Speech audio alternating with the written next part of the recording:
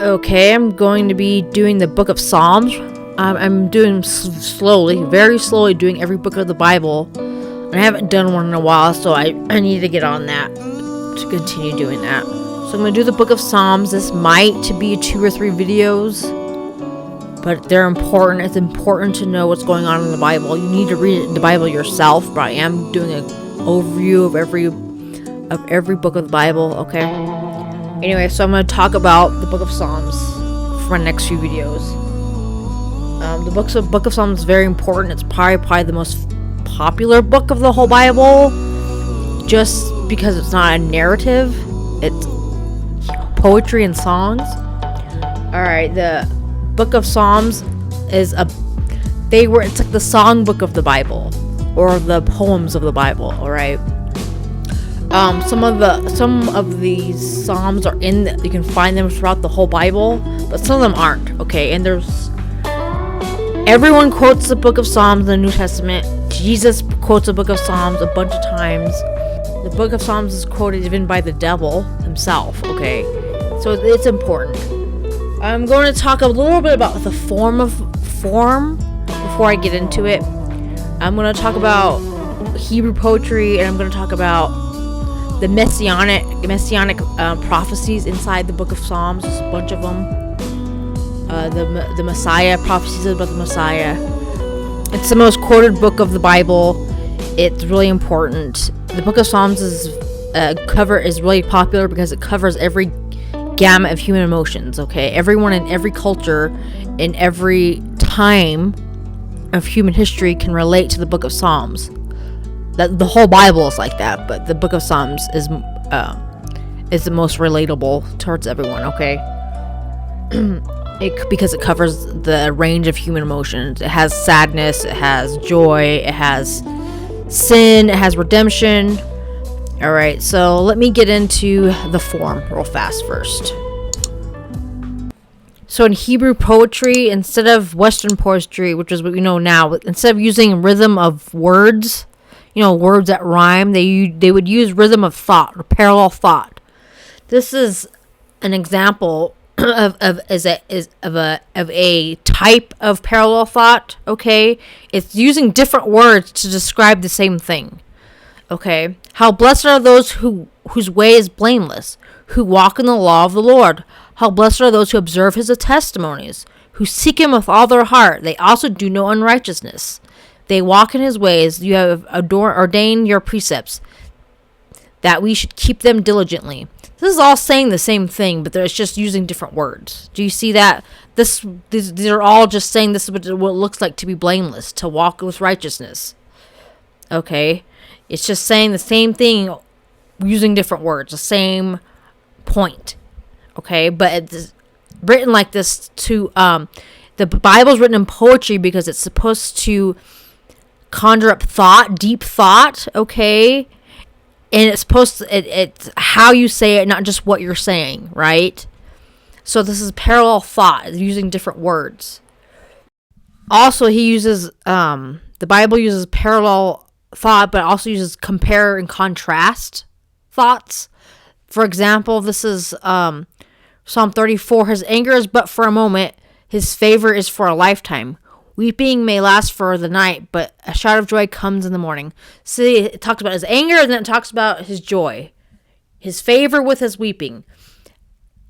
Also, if you read the book, the Old Testament, but also the book of Psalms, the curses are right next to the blessings, okay? This is how I'm going to bless you. This is what it looks like if you're cursed, though.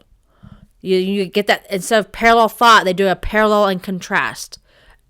Contrasting thoughts. You guys kind of get that right here? And most importantly, all the Psalms are written in like riddle form, okay? You're supposed to be figuring out, using compare and contrast thoughts to figure out a meaning behind it, okay? It doesn't just tell you what it means, it's supposed to make you think about what it means. I'm not going to do a video on every single Psalm, but I'm going to do Psalm 1 and I'll do some others. So, Psalm 1. Blessed is the man who walks not in the counsel of the wicked, nor stands in the way of sinners, nor sits in the seat of scoffers. Okay, this is literally talking about this is what happens if you stay, if you surround yourself with sinners, okay? You will end up staying with them, okay? First you're walking, and then you're standing, and then you're sitting with them, okay? This literally happened to Peter. When Jesus got arrested, he was walking along. He was walking along with all the scoffers, right? And then he was standing with them, when they were blaming Jesus at the trial, and then he was sitting with them, denying Jesus in the same group of people. This literally happened to Peter. This is talking about a progression of sin. It gets worse and worse and worse as time goes by, and doesn't take a whole bunch of time either. He was walking, standing with them, and then sitting with them. But it took one whole day before he was denying Christ 3 times. It took one day. That's how fast and scary it is if you surround yourself with sinners all day long, okay? They will pull you down every time. You will not pull them all up, okay? It is going to be easier for them to pull you down than the other way around, all right? But his delight is in the law of the Lord, and on his law he meditates day and night. This is not talking about Eastern meditation. The devil will use certain words out of the Bible and think it's the same thing it means today. Meditation now is evil, okay? He'll take the word meditate and look, see, the Bible says right here you're supposed to meditate.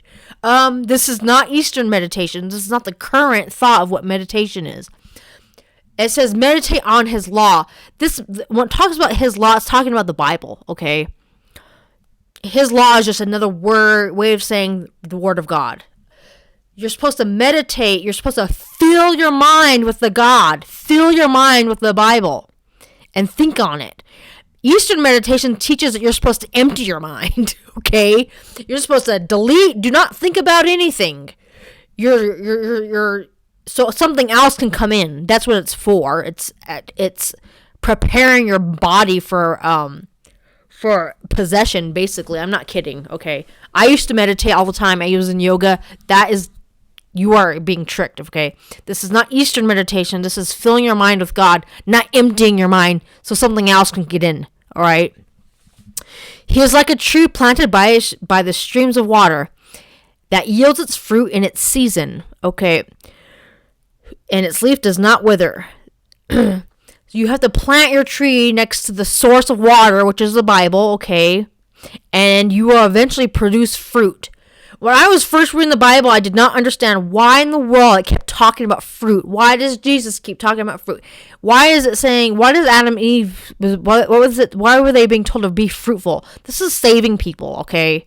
It took me a minute to realize what this is talking about. You are supposed to be being fruitful. Being fruitful is you are supposed to be planting seeds in other people so they can be saved, okay? That's what being fruitful, the main reason of being fruitful means, okay?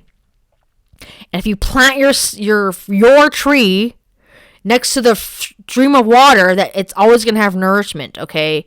And you will always be fruitful. In a season is very, very important, okay? You are not going to be you're probably not going to be very fruitful the very first day you read the Bible, okay?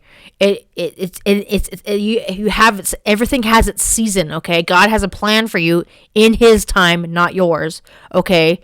It takes time, okay? You're supposed to be spending your life reading the Bible, and you're going to be having ups and downs with it, okay? The wicked are not so. So they're doing a compare and contrast. You see that? The wicked are not so, but are like the chaff that the wind drives away. Therefore the wicked will not stand in the judgment, nor sinners in the congregation of righteous. For the Lord knows the way of the righteous, but the way of the wicked will perish. So the chaff, they did not plant their tree next to the streams of water, right? They did not plant their fruit into something that was nourishing, like the Word of God. They grew useless. They're like chaff in the wind. They got dried up and they got blown away, okay, easily, because they had nothing firm to hold them inside the ground. They had no water. Your daily bread is supposed to be the Bible and prayer, all right? If you're not doing that, you're going to start withering away. being blown away with the wicked. I'm going to bring up Psalm 2 real fast because it's a messianic song. It's about Jesus, the Messiah. Why do the nations conspire and plot? Peoples plot in vain. The kings of the earth take their stand, and the rulers gather together against the Lord, against his anointed one. The anointed one right there is the Hebrew word is Mashiach, Messiah, which is Jesus, right? The Greek would be Christos or Christ, okay? And serve the Lord with fear and rejoice and trembling. All right, this is so important. Serve the Lord with fear and rejoice with trembling. And stuff like this they're called imprecatory psalms, okay? They're violent psalms about God's wrath, but they're serious, all right? This is another example of a imprecatory psalm. Arise, O Lord, save me, O my God, for you strike all of my enemies on the cheek. You break the teeth of the wicked. When you read the book of Psalms, it's going to have a lot of teeth breaking and bone breaking, and breaking of arms. This is, the Old Testament is supposed to be spiritual. The Old Testament is supposed to be physical stuff. It's supposed to represent the physical fight with the enemy, all right? And the New Testament is supposed to be the spiritual fight with the enemy. Like David was physically fighting giants and the enemies, right? He was actually going to actual war with the giant clans, which ended up being, they were the demons, right? They were demons before they became demons. They were physically there. Jesus did it spiritually, which is way more important. Spiritual warfare is way more important than physical warfare, okay? It is serious. Jesus got the spiritual warfare in the New Testament. He was not physically fighting the giants. He was fighting their spirits. He was literally driving out evil spirits from people, right? Even though one of the reasons why the Jews denied Jesus is because they were expecting a King David again. They were expecting physical warfare. They were expecting a king to literally kick out the Romans, okay? Not realizing that would only be a temporary solution to a problem. Jesus set his kingdom up forever for the future generations, all right? He was laying a foundation for everyone in the future, okay? It was way more powerful, and it made a bigger domino effect than just physically kicking out the Romans, okay? He's trying to save your spirit, which is way more important than your body. Does that make sense? So in the Old Testament, it has a lot of talks about physical battles. That's what all this, you will break the teeth of the wicked. It's going to talk a lot about a lot of physical pain done to the enemy, okay? Not because the Old Testament has to do with physical fighting more, okay? New Testament is spiritual. That's why these are called imprecatory psalms. They're very violent. Okay, I'm going to be talking about these little footnotes at the bottom of the titles of every psalm. These are not editorial notes from the translators, okay? They are real. They were really in the manuscripts, the old original manuscripts in Hebrew. These were originally part of the manuscripts. They weren't added in later, okay? The Gittith, I really wanted to talk about this. It's important. These things, when people don't read these things, are missing so much. And a lot of the new translations, they don't even put these things in the Bible, which is very unfortunate. Anyway, the Gittith. Okay, so the Gittith is a musical instrument that David got from Gath, which is where Goliath is from. Okay, it's an evil place. Okay, he literally took an instrument from the devil and used it to make the psalm. Okay, I want people who argue that you can't use electric guitars need to do some research on this. Okay, the Gittith is literally a musical instrument that the giants were using. Okay, and David took it. He took this musical instrument and made the psalm. Okay, what's the message here? You can use tools that come from the devil for God. Yes, you can. You have to use it correctly, but you're still allowed to use it. God does this all the time. He does this all so much. And just another example, in this case, it's a physical use, it's an actual musical instrument. So yes, you are allowed to use electric guitars and stuff and drums in your church. You are allowed to do that, okay? If you don't like that, then that's fine. Then don't go to church where they use that stuff. But don't tell people that it's evil that they're using electric guitars. It's not. All right? In this case, it's an actual musical instrument. Same thing. But think deeper about this. God does this all the time. The internet, for example. Let's all agree that the internet is like 95. Everything on the internet is 95% evil. Okay, there are more subscriptions to Pornhub than there are on Netflix and YouTube and Instagram combined. All right, so the overall, I'd say the internet is the devil's tool. But yes, can you use it for good? Yes, you can. All right, you could make, you badly edited YouTube videos about the Bible. Case in point. Okay, to help people, you're allowed to do that. All right. Another example of this, another getteth kind of example, is when the Romans built the Roman roads. They were in power for a long time, right? They built all these roads that went out to everywhere when they were doing battles and wars and stuff, and they were capturing other nations. If it weren't for those roads, Christianity wouldn't have spread as fast as it did. God literally used the roads of the devil to spread Christianity. That's just another example. He's like, thanks, Satan. Look at all these roads that are already built for me for people to spread Christianity. Do you guys get that? That's just another example. That's how Christianity, one of the reasons why Christianity spread so fast, because they used the Roman roads that were already there.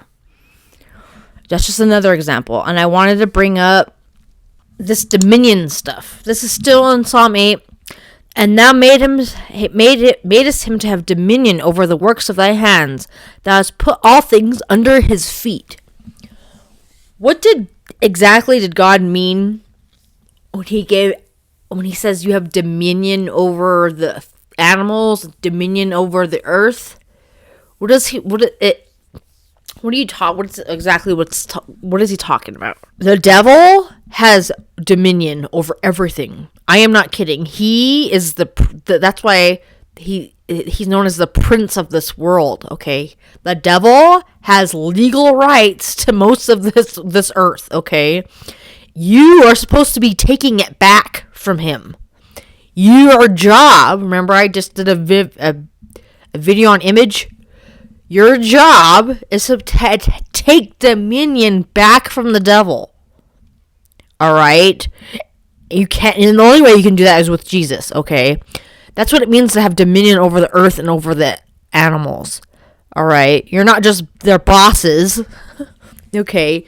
It's talking about you're supposed to be taking the authority back from the devil, because right now he has the authority in most people's lives. All right? And you're supposed to be planting seeds in people so you're like literally getting the dominion away from the devil. You're getting the hell out of here. The literal hell away from you and from the other people.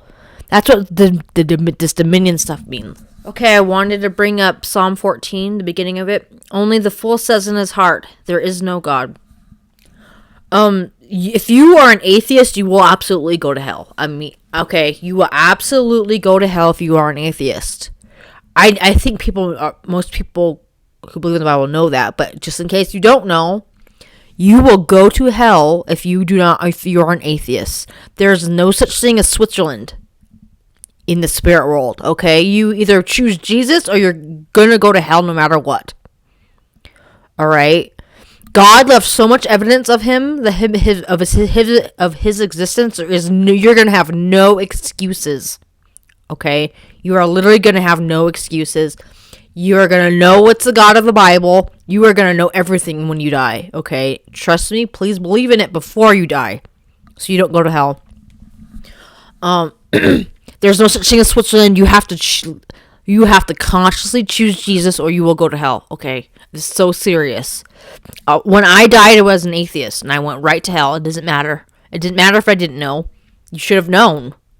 Your ignorance is not going to save you. Your ignoramus is not going to save you, okay? Your ignorance.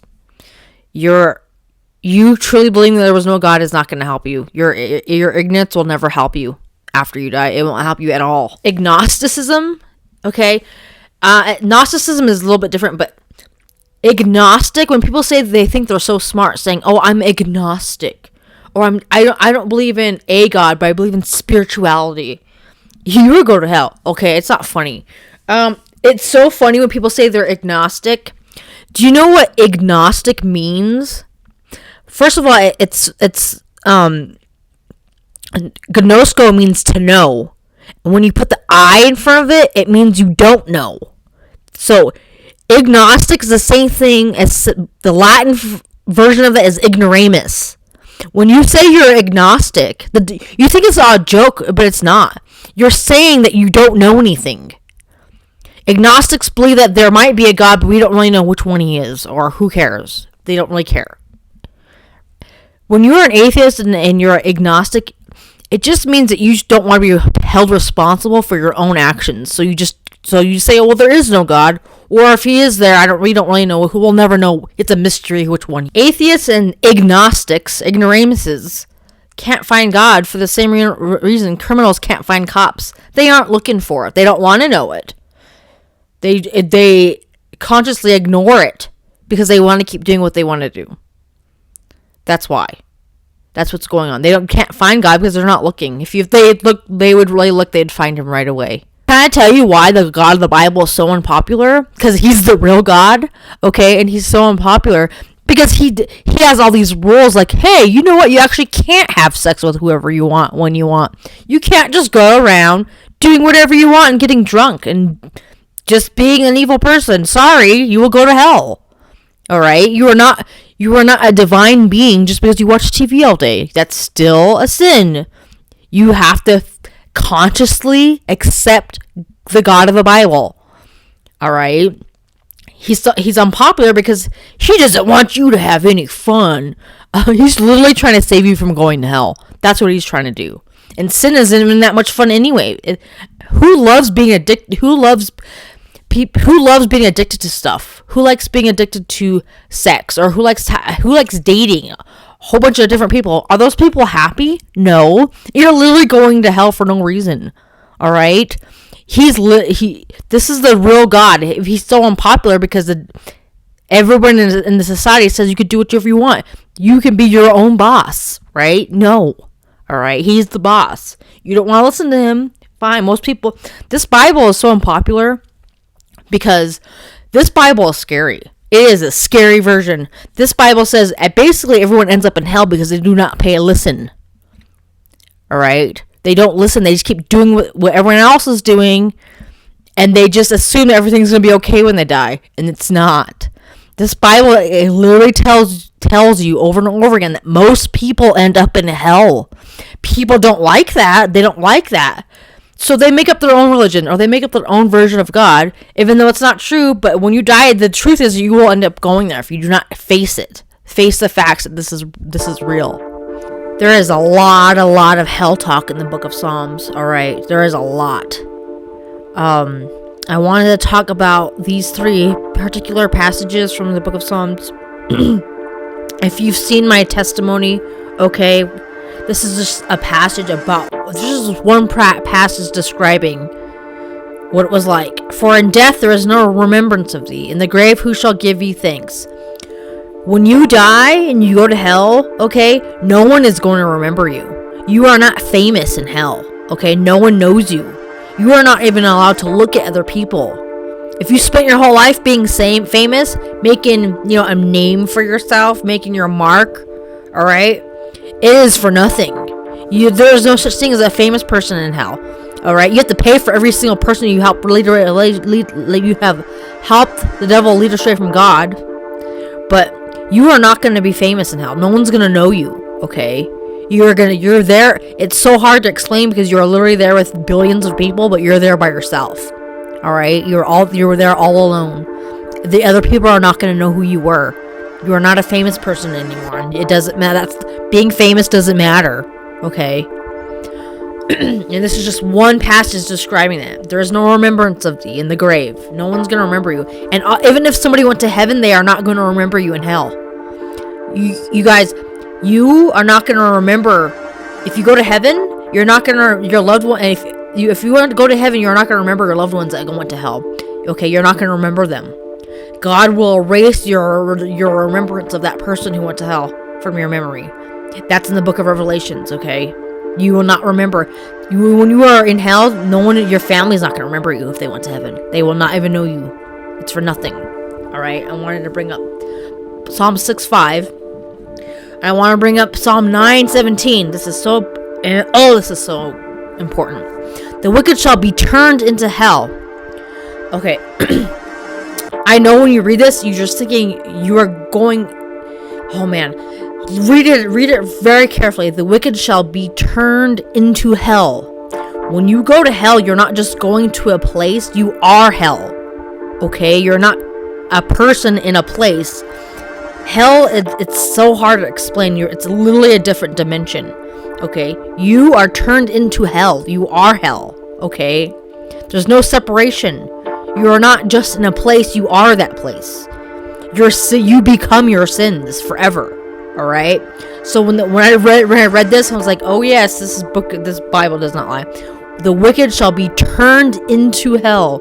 You are literally turned into hell when you go there. Okay. Do not go to this place. I am so serious.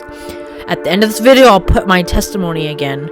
If you haven't seen it, all right. That place is not a joke. And of course, it talks about.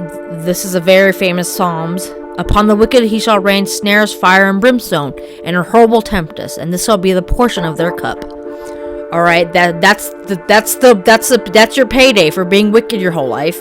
The punishment for sins is death, the second death. Okay, every man must die physically, but you get the second death. Okay, and that's your portion. You will get what you paid for. You literally, if you read the book of Psalms, it constantly talks about how you dig your own way into hell. You make your own pit. God doesn't send you to hell. You send yourself there.